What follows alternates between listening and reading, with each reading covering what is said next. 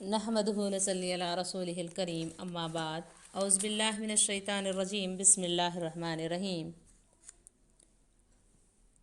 هو الذی بعث فی الامیین رسولا منہم یتلو علیہم آیاتہ ویزکیہم ویعلمہم الکتاب والحکمۃ وإن کان من قبل لفی ضلال مبین۔ صدق اللہ العلی العظیم۔ میرا عنوان ہے علم و حکمت۔ ابھی جو آیات میں نے تلاوت کی ہے سورہ جمعہ کی دوسری آیات ہے، جس کا ترجمہ وہی ہے جس نے امی لوگوں میں انہی میں سے ایک رسول کو بھیجا جو ان کے سامنے اس کی آیتوں کی تلاوت کریں اور ان کو پاکیزہ بنائیں اور انہیں کتاب اور حکمت کی تعلیم دیں، جبکہ وہ اس سے پہلے کھلی گمراہی میں پڑے ہوئے تھے۔ نبی صلی اللہ علیہ وسلم کو بھیجنے کا مقصد اللہ تعالیٰ نے فرمایا کہ کتاب اور حکمت کی تعلیم دیں اور انہیں پاکیزہ بنائیں، اور وہ کتاب بھی ایسے لوگوں میں اتاری گئی جو کہ امی، جو پڑھنا نہیں جانتے تھے، نازل کی گئی۔ اس سے پہلے وہ کھلی گمراہی میں موجود تھے، وہ لوگ برائی کو برائی نہیں سمجھتے تھے۔ علم و حکمت دو ایسی چیزیں ہیں جس کے ذریعے دنیا کی بڑی بڑی طاقتیں وجود میں آئی ہیں اور آتی رہیں گی۔ جو قوم تعلیم و حکمت سے خالی ہے وہ کبھی بھی عروج کی منزلیں طے نہیں کر پاتی۔ اسلام کی پہلی آیتیں ہی اقرا پڑھو سے شروع ہوتی ہیں۔ نبی صلی اللہ علیہ وسلم نے فرمایا ہر مسلمان مرد عورت پر علم کا حاصل کرنا فرض ہے۔ ہماری مسلمان قوم کی پستی کے بے حد و حساب وجوہات ہیں، لیکن چند پر میں اپنی نظر دوڑاتی ہوں۔ پہلے علم کی کمی، دوسری بات جہالت کی زیادتی، تیسری بات سستی و کاہلی، چوتھی بات وقت کو ضائع کرنا، پانچویں بات فضولیات میں مشغول ہونا، چھٹویں بات بزرگوں کی نصیحتوں پر عمل نہ کرنا، ساتویں بات دور اندیشی سے کام نہ لینا، آٹھویں بات وقتی فیصلہ لینا، نویں بات بے جاڑ لاڑو پیار وغیرہ وغیرہ۔ سب سے پہلے علم کی بات کرتے ہیں۔ ہماری قوم علم سے دور ہوتی جا رہی ہے، اس کو جگانے کی ضرورت ہے۔ ہمارے پاس ایسا علم ہے کہ جس کے حاصل ہونے کے بعد ہمیں کبھی گمراہ نہیں ہو سکتے۔ ایسا مکمل دین ہے جو تمام زندگی کے ضابطے سکھاتا ہے۔ ہمارے نبی صلی اللہ علیہ وسلم اللہ کے آخری رسول اور قیامت تک کے لیے تمام انسانوں کے لیے ہادی و رہبر ہیں۔ آپ کو اللہ تعالیٰ نے ایک کامل دین سے سرفراز فرمایا ہے، اور اللہ تعالیٰ قرآن میں فرماتے ہیں، سورہ مائدہ کی آیات، آج میں نے تمہارے دین کو تمہارے لیے مکمل کر دیا اور اپنی نعمت تم پر تمام کر دی ہے، اور تمہارے لیے اسلام کو تمہارے دین کی حیثیت سے قبول کر لیا ہے۔ سورہ مائدہ کی آیات 3 کا ترجمہ ہے۔ اب ہمارے لیے ڈگمگانے اور گرنے کی ضرورت نہیں ہے۔ اتنا پاکیزہ دین آ جانے کے باوجود ہمارے اندر وہ نمایاں تبدیلی نہیں آ رہی ہے جس کی امید ہمیں اللہ اور ہمارے رسول اور ہمارے اکابر کرتے آ رہے ہیں۔ علم کے بارے میں اپنا ایک شعر پیش کرنا چاہتی ہوں۔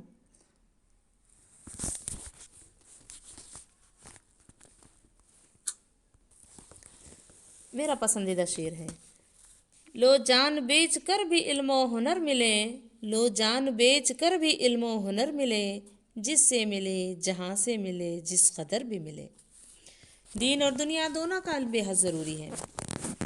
دنیا کے علم کی وجہ سے بھی دنیا میں کئی ایجادیں ہوئی ہیں، جس کی وجہ سے ہمیں دین کے علم میں بھی اضافہ ہوا، فائدہ ہوا، دین کی اشاعت میں بھی آسانیاں ہو گئیں۔ مثلاً اگر ہم ایک ایک مثال لیتے جائیں، جیسے دیکھیے اذان مائک میں دی جاتی ہے، بیان و وعظ کیا جاتا ہے جس کے ذریعے سے لاکھوں لوگوں تک بات پہنچ سکتی ہے۔ ٹیلی فون کی ایجاد نے گھنٹوں مہینوں کا کام منٹوں میں کر دیا ہے۔ کسی بات کو جاننے کے لیے گھنٹوں مہینوں سفر کرتے تھے ہمارے اکابر، لیکن آج ہم وہ فون سے رابطہ کر کے بڑے بڑے علماء سے بات کر سکتے ہیں۔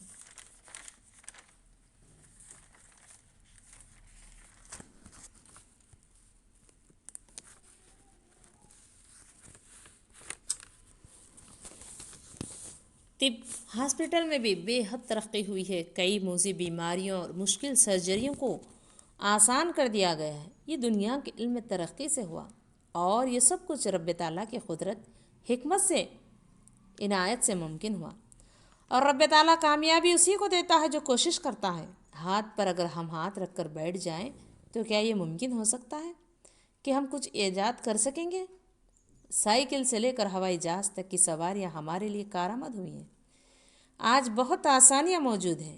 یہ دنیاوی علوم کی ترقی کا نتیجہ ہے۔ کچن کی طرف نظر دوڑائیں تو آٹے پیسنے سے لے کر ایئر کولر تک آسانیاں ہمیں دنیاوی علوم سے نصیب ہوئی ہیں۔ ہمیں اپنے اولاد کے اندر دین کے ساتھ دنیا کے علم کے لیے بھی شعور بیدار کریں۔ ہمیں اپنی اولاد کے اندر لوگوں کے نفع کے لیے ایجادات کرنے کی ترغیب دلائیں۔ قوم و ملک و ملت کے مفاد عامہ پر ہمیشہ کام کرنے کی ترغیب دیں۔ ہم یہ سوچیں کہ ہم کیا کر سکتے ہیں۔ جس سماج نے ہمیں یہ سب کچھ دیا، ہم اس سماج کو کیا لوٹا سکتے ہیں۔ دوسری اہم وجہ ہماری قوم کی پستی کی، جہالت کی زیادتی۔ جو بات ہمارے منہ میں آئے ہم بلا سوچے سمجھے نہ کہیں، بلکہ تحقیق کریں کہ یہ بات آیا صحیح بھی ہے یا نہیں، اور غور کریں کہ یہ مثال یہاں دینا صحیح بھی ہے یا نہیں۔ کوئی حق بات لے کر آئے تو ہم اس کا مذاق نہ اڑائیں، بلکہ احترام کریں، عمل کرنے کی کوشش کریں۔ نبی صلی اللہ علیہ وسلم نے جب ایک الہ العالمین کی عبادت کا مکہ والوں سے فرمایا تو انہوں نے کیا کہا کہ ہم اپنے شریکوں کو نہیں چھوڑ سکتے۔ ہمارے باپ داداؤں کے دین پر عمل کرتے ہیں جو اسی گمراہی میں فنا ہو گئے، جو نامراد ہوئے، جو اچھی بات پر عمل کر لیے، جو ایمان لا لیے، وہ کامران ہو گئے، باعزت ہوئے دونوں جہانوں میں۔ لہٰذا جہالت، ہر درمی چھوڑ کر علم حاصل کریں، سچ اور حق کی تلاش کریں، چاہے علم دینے والا کوئی بھی کیوں نہ ہو۔ تیسری اہم وجہ پستی کی، سستی اور کاہلی۔ مسلمان قوم تو وہ قوم ہے جو تہجد سے جاگ جاتی ہے۔ نبی صلی اللہ علیہ وسلم کا معمول ہمارے لیے قابل عمل ہے۔ وہ شب کے آخری حصے میں عبادت کرتے، اور ہماری قوم کا حال راتوں کو دیر تک جاگتی ہے اور صبح کو دیر تک سوتی ہے۔ پھر ترقی کیسے ممکن ہوگی؟ جبکہ نبی صلی اللہ علیہ وسلم نے فرمایا، میری امت کے صبح کے وقت میں اللہ نے برکت رکھ دی ہے۔ کاہلی اور سستی چھوڑنے کے لیے ہمارے سامنے بے شمار واقعات موجود ہیں۔ ان کو ہمیں سننے، سنانے، عمل کی طرف لائیں۔ ہمارے بچوں کو ایسے ایسے واقعات سنائیں کہ وہ پھرتیلے بنیں، اور اپنے اسلاف کے کارناموں کو آج ہم بھول بیٹھے ہیں، غیروں کے طرز عمل پر چل رہے ہیں، جبکہ ہمارے پاس وہ دین ہدایت ہے جو سارے انسانوں کے لیے ہدایت کا ذریعہ ہے۔ ہم ہمارا فرض منصبی کو بھول بیٹھے ہیں۔ ہمارا فرض منصبی تو یہ ہے کہ ہم اس دین کو سارے انسانوں تک پہنچائیں۔ ہمارے پاس وقت کی پابندی بے انتہا ہے۔ نماز باجماعت وقت پر ہی پڑھی جاتی ہے۔ اگر سستی نہ چھوڑیں تو دین کا یہ فریضہ کیسے انجام دے سکتے ہیں؟ علم حاصل کریں، محنت کرنے کے ہم عادی بنیں۔ نبی صلی اللہ علیہ وسلم کی زندگی ہمارے لیے نمونہ ہے کہ آپ گھر کا چھوٹا کام بھی کرنے کو آر نہ سمجھتے۔ دنیا کے بڑے سے بڑے کارنامے بھی آپ نے انجام دیے، جنگوں میں حصہ لیتے۔ آپ صلی اللہ علیہ وسلم کو علم سکھانے، حکمت کی باتیں سمجھاتے۔ آخری حج کے دوران آپ صلی اللہ علیہ وسلم نے فرمایا، لوگوں مجھ سے حج کے طریقے سیکھ لو، شاید کہ میں اگلے سال تمہارے درمیان نہ رہوں۔ اکابر، اہم وجہ اور ایک، اکابر بزرگوں کی نصیحت کو پس پشت ڈالنا۔ آج کے تکنیکی دور میں ہر آسانی مہیا ہے، کسی کو پرواہ نہ رہی، ہر کوئی اپنے آپ کو بڑا سمجھنے لگا ہے۔ لیکن آج بھی بزرگوں کی نصیحت کی ضرورت ہے، ہدایت کی ضرورت ہے۔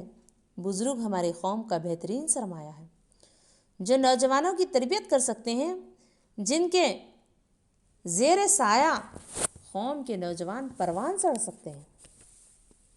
وہ اپنی زندگی کی کامیابی اور ناکامیوں کی کنجی بتا سکتے ہیں۔ لیکن افسوس نہ ہمارے نوجوان ان کی سننا چاہتے ہیں اور نہ ہی ہمارے اکابر ان کو نصیحت کرنا چاہتے ہیں۔ بہت کم ایسے ہوں گے بزرگ جو نصیحت دیتے ہیں، اور بہت کم نوجوان ایسے ہوں گے جو نصیحت حاصل کر کے کامیاب ہوتے ہیں۔ بزرگ ہماری زندگی میں راہ دکھانے والے سائن بورڈ کی حیثیت رکھتے ہیں۔ اگر ہم اس سائن بورڈ کو اچھی طرح نہ پڑھیں، چلتے رہیں یوں ہی، تو ہم راستہ بھٹک جاتے ہیں۔ چوتھی اہم بات، وقت کو ضائع کرنا اور فضولیات میں مشغول ہونا۔ چوتھی اور پانچویں بات، وقت کا صحیح استعمال انسان کو زمین سے آسمان تک لے جا سکتا ہے۔ جس وقت امتحان ہے اس وقت طالب علم اچھا نہ پڑھے، محنت نہ کرے، فضول کھیلوں میں وقت گزارے، تو کیا ہم امید کر سکتے ہیں کہ وہ کامیاب ہوگا؟ نہیں نا۔ اسی طرح زندگی کے سارے امتحانات میں بھی وقت پر کام کرنا ضروری ہے، ورنہ وقت ہاتھ سے چلے جانے پر آتا ہی نہیں۔